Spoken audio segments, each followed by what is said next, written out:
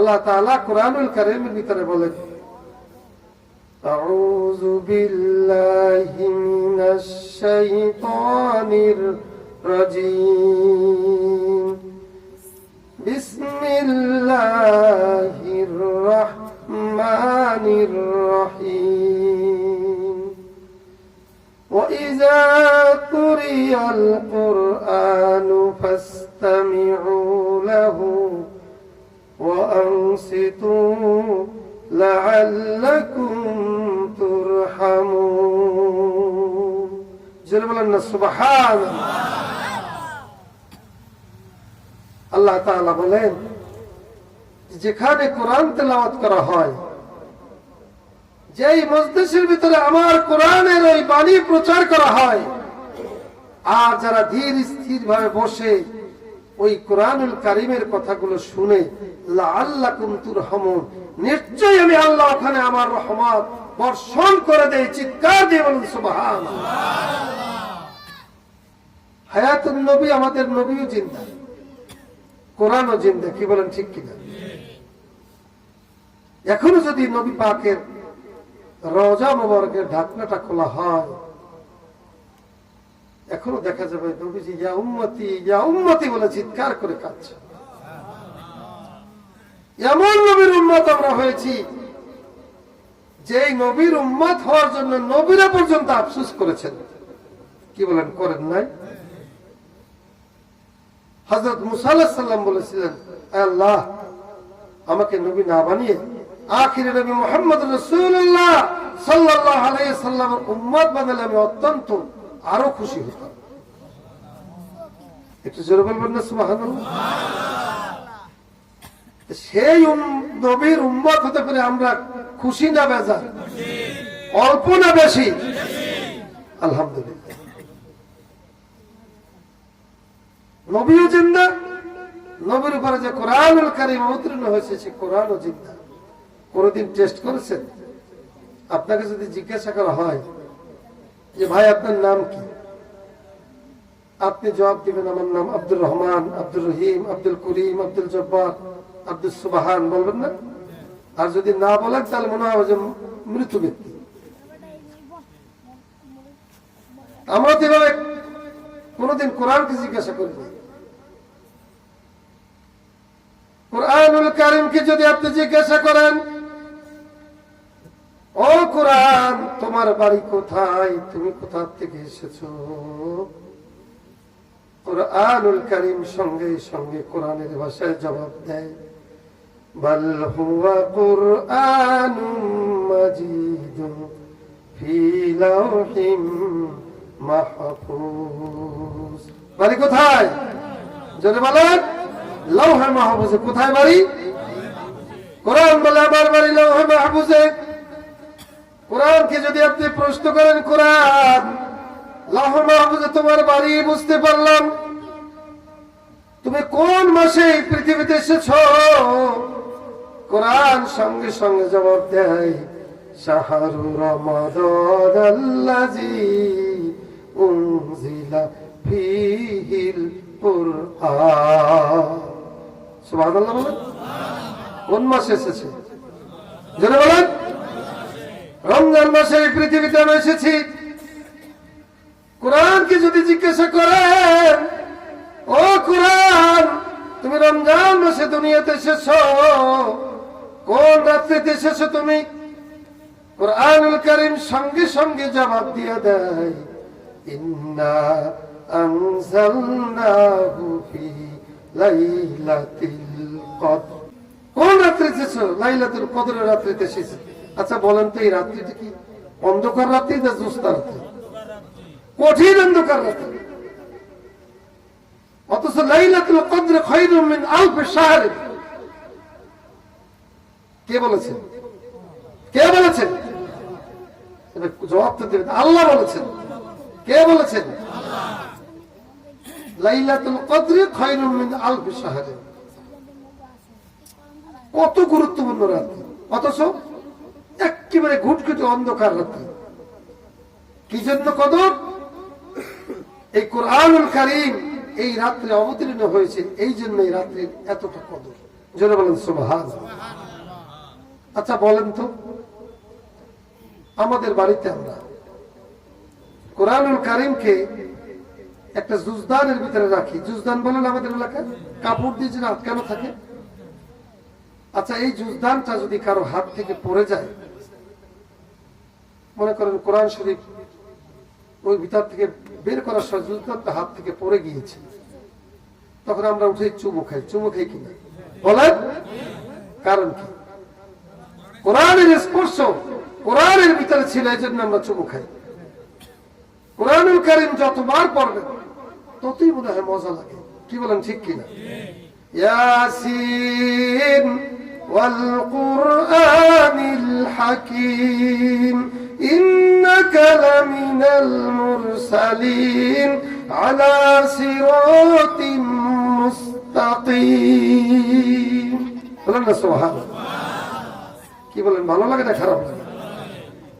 দুনিয়ার যত নোবেল উপন্যাস যত ভালো লোকেরই লেখা হোক না কেন, একবার দুইবার তিনবার চারবার পড়বেন আর পড়তে ইচ্ছা করবে না। কি বলেন, ঠিক কিনা? আর ভালো লাগে না। কিন্তু কোরআনুল কারীমকে আপনি যতবার পড়বেন ততবার যেন মজা লাগে। আল্লাহ নবীর উপর সেই কোরআন অবতীর্ণ হয়েছিল। আল্লাহ নবীর একজন সাহাবী ছিলেন, অন্ধ সাহাবী, তার নাম ছিল আব্দুল্লাহ ইবনে উম্মে মাকতুম। কি নাম? জোরে বলেন। আব্দুল্লাহ ইবনে উম্মে মাকতুম। এই অন্ধ সাহাবী এত স্মৃতিশক্তি, এত স্মরণ শক্তি, আল্লাহ নবীর কাছে জিবরাইল আলাইহিস সালাম এসে যখনই কোন আয়াত নবীকে শুনিয়ে যেতেন, ওহী নাযিল হতো, জিবরাইল নিয়ে আসতেন নবীর কাছে। আর অন্ধ সাহাবী বলতেন, আল্লিমনি মা আল্লামাকাল্লাহ ইয়া রাসূলুল্লাহ। হে রাসূল, আপনার কাছে জিবরাইল আলাইহিস সালাম যে আয়াত নাযিল করেছেন আমাকে একবার একটু শুনিয়ে দেন। ওই অন্ধ সাহাবীকে আল্লাহর নবী একবার শুনালে সাথে সাথে অন্ধ সাহাবী মুখস্থ করে ফেলতেন। মুহাম্মদ রাসূলুল্লাহ সাল্লাল্লাহু আলাইহি ওয়াসাল্লাম একদিন কিছু বিধর্মী লোকদেরকে নিয়ে বসেছেন, যে দেখে এই লোকগুলোকে ইসলামের সুশীতল ছায়ার নিচে নিয়ে আসা যায় কিনা। ঠিক এমনি সবাই ওই অন্ধ সাহাবী আব্দুল্লাহ ইবনে উম্মে মাকতুম এসে বললেন, আল্লিমনি মা আল্লামাকাল্লাহ ইয়া রাসূলুল্লাহ। নবীজি একটু বিরক্তি বোধ করলেন, তার পিঠখানা ঘুরিয়ে দিলেন, যে আমি এতগুলো মানুষের সামনে ওদেরকে কিভাবে ইসলামের ভিতরে নিয়ে আসা যায় যে আলোচনা করতেছি, তুমি এই মুহূর্তে আমাকে সে ডিস্টার্ব করলে। সঙ্গে সঙ্গে আল্লাহ রাব্বুল আলামিন জিবরাইল আলাইহিস সালামের মাধ্যমে আল্লাহ ওহী নাযিল করে দিলেন, আবাসা ওয়া তাওয়াল্লা আন জাআহুল আমা। বলুন না সুবহানাল্লাহ। আল্লাহ বললেন, হে রাসূল, হিদায়াতের মালিক কে? যারা বলেন কে? আপনি এই কাফেরদের সামনে আলোচনা করতে পারবেন, কিন্তু হিদায়াতের মালিক তো আপনি না, হিদায়াতের মালিক আমি আল্লাহ। যারা বলেন না সুবহানাল্লাহ। আপনি অন্ধ সাহাবীকে দিকে পিঠখানা ঘুরিয়ে দিলেন, আবাসা ওয়া তাওয়াল্লা আন জাআহুল আমা। সঙ্গে সঙ্গে আল্লাহর নবী ওই অন্ধ সাহাবীকে কোরআনুল কারীমের আয়াত পড়িয়ে দিলেন। তিনি দেখলেন যখন মুহাম্মদ রাসূলুল্লাহ সাল্লাল্লাহু আলাইহি ওয়াসাল্লাম কোরআনের অনুবাণী প্রচার করে আর দিন দিন মানুষগুলো ইসলামের সুশীতল ছায়ার নিচে আশ্রয় নিচ্ছে, আবু জাহেল দেখলো সর্বনাশ, সব মানুষগুলো যদি মুহাম্মদ সাল্লাল্লাহু আলাইহি ওয়াসাল্লামের সাথে ইসলামের সুশীতল ওই ছায়ার নিচে আশ্রয় নেয়, আমার কি অবস্থা হবে? আমাদের এই সমস্ত এলাকায় আসলে কিছু বাজে মানুষ যারা যখন দেখে যে আমার দলের লোক সব চলে যাচ্ছে ভালো ভালো কাজে, এরা ইসলামের দিকে যাচ্ছে, কোরআনের দিকে যাচ্ছে, হাদিসের দিকে যাচ্ছে, ভালো মানুষের সংস্পর্শে যাচ্ছে, তখন তারা চিন্তা করে আমার কি অবস্থা হবে। আপনাদের এলাকায় মনে হয় নাই? আছে আপনাদের এলাকায়? আচ্ছা, থাকতে পারে। এইরকম আবু জাহেল যখন দেখলো যে সর্বনাশ, মুহাম্মদের সাথে যে লোকগুলো সব চলে আসে সাল্লাল্লাহু আলাইহি ওয়াসাল্লাম, তখন আবু জাহেল এক বক্তৃতা দিল, শোনো মক্কার কাফেরেরা, আব্দুল্লাহ ছেলে মুহাম্মদ যারা বলেন সাল্লাল্লাহু আলাইহি ওয়াসাল্লাম, সে যেই কোরআনের দাওয়াত দিচ্ছে আর দিন দিন যেভাবে মানুষগুলো কোরআনের দিকে ধাবিত হচ্ছে, আমাদের কি অবস্থা হবে? কাজে এই বিজনেসিতে এমন কি আছো, তাকে 100 উট পুরস্কার দেওয়া হবে যে তরবারি নিয়ে মুহাম্মদের গলা কেটে আনতে পারবে। জোরে বলেন নাউজুবিল্লাহ। উমর ফারুক রাদিয়াল্লাহু তাআলা দাঁড়িয়ে গেলেন তরবারি, আমি মুহাম্মদের গলা কেটে আনবো।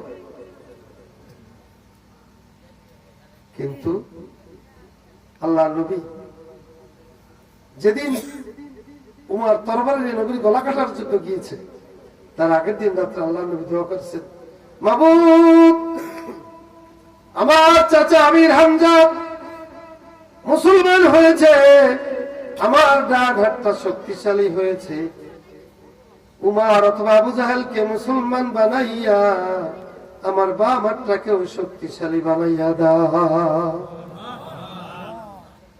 উমরের সাথে দোয়া কবুল হয়েছে, আবু জাহেলের সাথে দোয়া কবুল হয় নাই। এই জন্য উমর তরবারি লইয়া আউলাকে সার পাগল বেশ দৌড়াচ্ছে। পথির মধ্যে বন্ধু নাইমের সাথে দেখা। নাইম জিজ্ঞাসা করে, উমর তরবারি লইয়া আউলাকে সার পাগল বেশ কোথায় যাচ্ছ? উমর বলে, মুহাম্মাদের গলা কাটতে যাচ্ছি। জোরে বলেন নাউজুবিল্লাহ। উমরের বন্ধু নাইম বলে, উমর তুমি মুহাম্মাদের গলা কেটে আনবে, এত শক্তিশালী হয়ে গেছো। উমর বলে, যদি তোমার মন চায় আমাকে পরীক্ষা করে দেখতে পারো।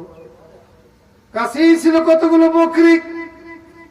উমরের বন্ধু নাইম বলল, উমর দেখি তোমার কত শক্তি, একটি বকরি ছাগল ধরে দাও। উমর বকরি ধরতে গেল, বকরি যায় ডানে, উমর যায় বামে। এইভাবে 5 বার 7 বার চক্কর খেয়ে একটি বকরির বাচ্চাও ধরতে পারলো না।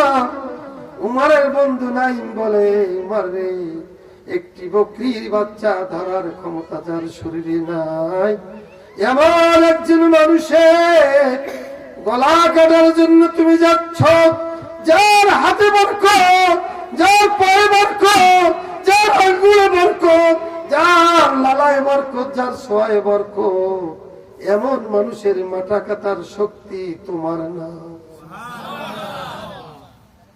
উমর বলে, বন্ধু নাই,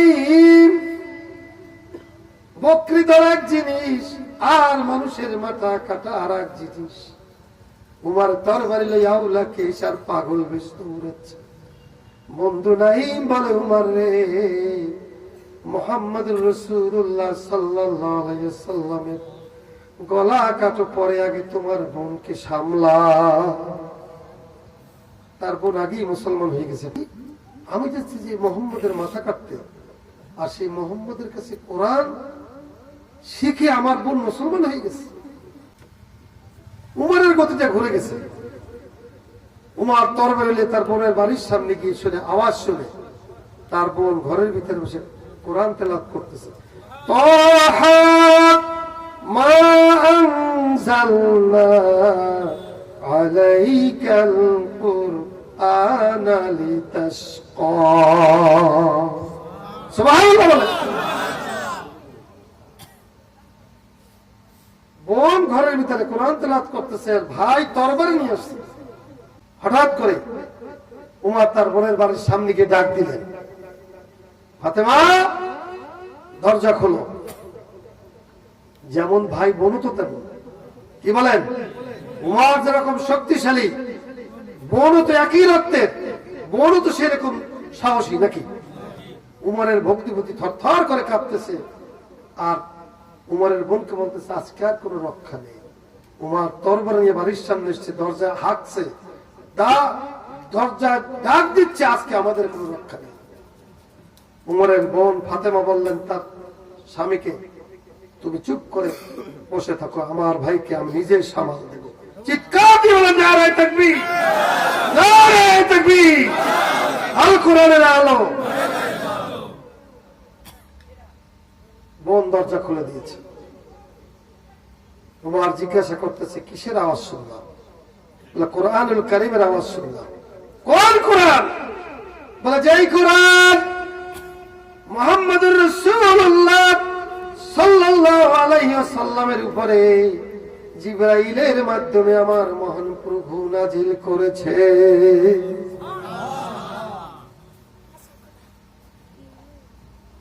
উমর তার বোনকে চাবুক দিয়ে পিটাতে শুরু করলেন যে কোরআনকে ছেড়ে দিতে হবে।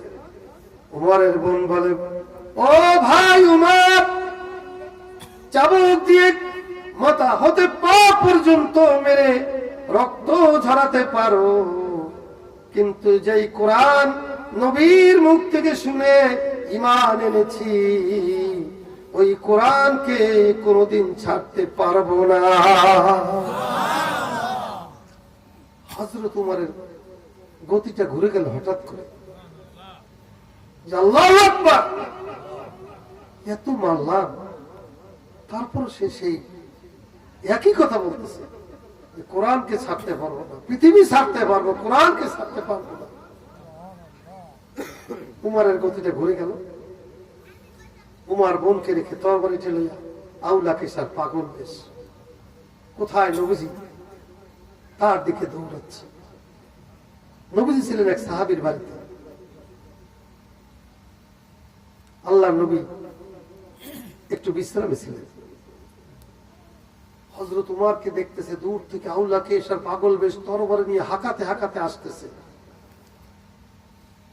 আল্লাহর নবীজির চাচা এবং সাহাবী হযরত আমির হামজা দূর থেকে তাকিয়ে দেখেন উমর আসতেছে। তিনি ঘোষণা করলেন, উমর, যদি কোনো ভালো উদ্দেশ্য নিয়ে নবীর দরবারে এসে থাকো তাহলে বেশ ভালো কথা, আর যদি খারাপ উদ্দেশ্য নিয়ে নবীর দরবারে আসো আমি আমির হামজার তরবারি তুমি উমরের ফয়সালা করে দিবে। উমর তখনও মুসলমান হয়নি। আউলা কিসার পাগল বেশি নবীর সামনে এসে চোখ দিয়ে পানি ছেড়ে দিয়েছে আর বলতেছে, ইয়া রাসূলুল্লাহ, এই চেহারা এত দূর আগে জানতাম না। আবু জাহেলের প্রলোভনে পড়ে আমি একসাথে পুরস্কারের আশায় আল্লাহর নবীর গর্দান আমি কাটার জন্য এসেছিলাম। ইয়া রাসূলুল্লাহ, আমি খুনি, আমি হত্যাকারী, এই তরবারি নেন, এই তরবারি নিয়ে আপনি উমরের ফয়সালা করেন। আল্লাহর নবী বললেন, উমর রে,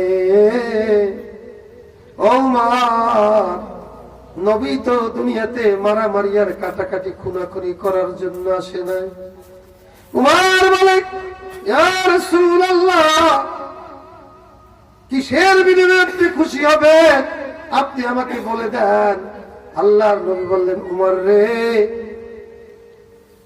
তুমি যদি আমার কানের গোড়ায় তোমার মুখটা লাগাইয়া একবার ওই অভিবানী লা ইলাহা ইল্লাল্লাহু মুহাম্মাদুর রাসূলুল্লাহ, উমর কালেমা পড়ে মুসলমান হয়ে গেলেন। বলেন না সুবহানাল্লাহ। এবার উমর বলেন, ইয়া রাসূলুল্লাহ, ইয়া হাবিবাল্লাহ, আমি উমর মুসলমান হয়ে গিয়েছি। আমি শুনেছি আপনি কাবা ঘরের সামনে গিয়ে নামাজ আদায় করতে পারেন না। কাফেরের গোষ্ঠীরা আপনি সিজদায় রত অবস্থায় আপনার মাথার উপরে পচা উটের নাড়ি বুড়ি চাপিয়ে দেয়। আমি উমর মুসলমান হয়েছি। এক পাশে আমির হামজা আর এক পাশে উমর, দুই পাশে দুইজন। উমর বলতেছে, এ মক্কার কাফেরেরা, যদি কারো সাহস থাকে আমি উমর মুসলমান হয়েছি, আল্লাহর নবী বিনা দ্বিধায় কাবার সামনে নামাজ পড়বে, কেউ যদি সাহস থাকে একটু এগিয়ে আসো। কেউ আসে? আসে?